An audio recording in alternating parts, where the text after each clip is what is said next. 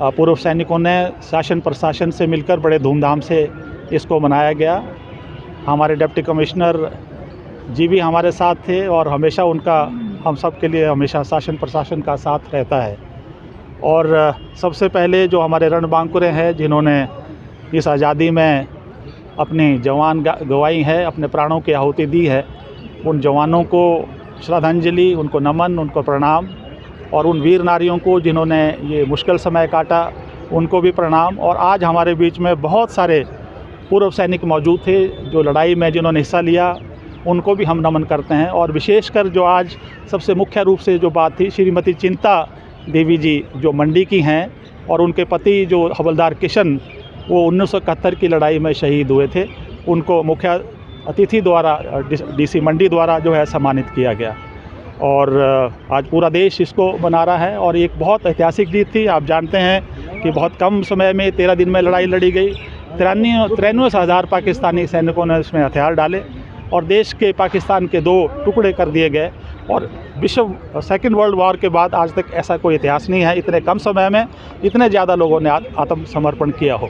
बांग्लादेश आज के दिन आज़ाद हुआ था, लेकिन वहाँ पर हिंदुओं पर लगातार अत्याचार हो रहे हैं, तो क्या आप? बिल्कुल आपने सही कहा। ये बड़ा दुर्भाग्यपूर्ण है कि जिस बांग्लादेश के लिए हिंदुस्तान ने 4000 सैनिकों का बलिदान दिया था, शहीद हुए थे, 10,000 से ज़्यादा सैनिक जो है इसमें घायल हुए थे। और हिमाचल में 190 सैनिक शहीद हुए थे और मंडी के 21 सैनिक शहीद हुए थे। आज आप देखिए जो हालात है बांग्लादेश में, किस तरह से वहाँ सरकार का तख्ता पलट गया है और किस तरह से ये हमें दुख भी होता है कि उनकी आज़ादी में हिंदुस्तान का बहुत बड़ा हाथ रहा है उनकी आज़ादी के लिए।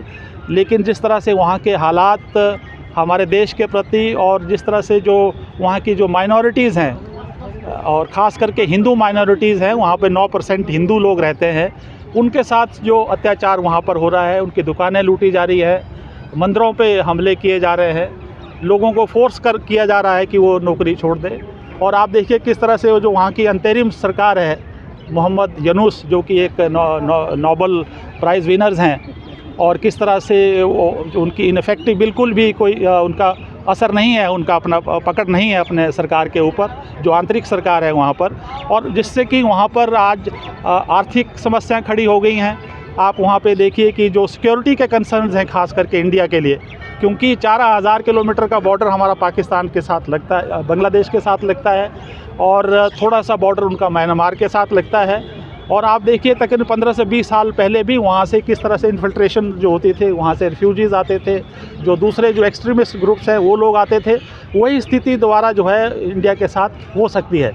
और बहुत सारा इंफ्रास्ट्रक्चर है, चाहे वो रेल का इंफ्रास्ट्रक्चर है, चाहे वहाँ रोड का इंफ्रास्ट्रक्चर है, या दूसरी जो मदद है वो हिंदुस्तान द्वारा वहाँ पर की गई है।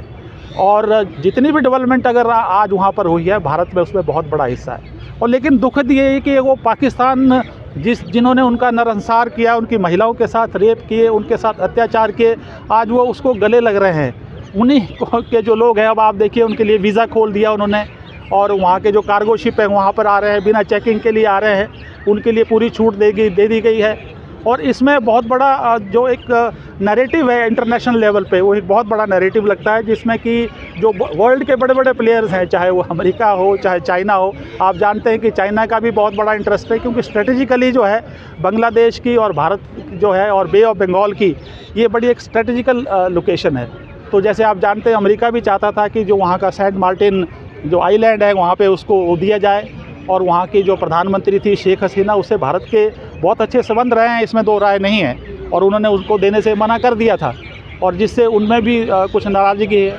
चाइना चाहता है कि इंडिया को काउंटर करने के लिए वहाँ पे अपना जो बेसिस बनाया जाए, और इस तरह तो ये कि वेट एंड वॉच की स्थिति है। हमें एक स्ट्रेटेजिकली साइलेंस या पेशेंट के साथ इसको देखना होगा, और मुझे नहीं लगता कि इसमें कोई हालात ख़राब होंगे, लेकिन ये एक वेट एंड वॉच की सिचुएशन है, क्योंकि हमारा पड़ोसी है।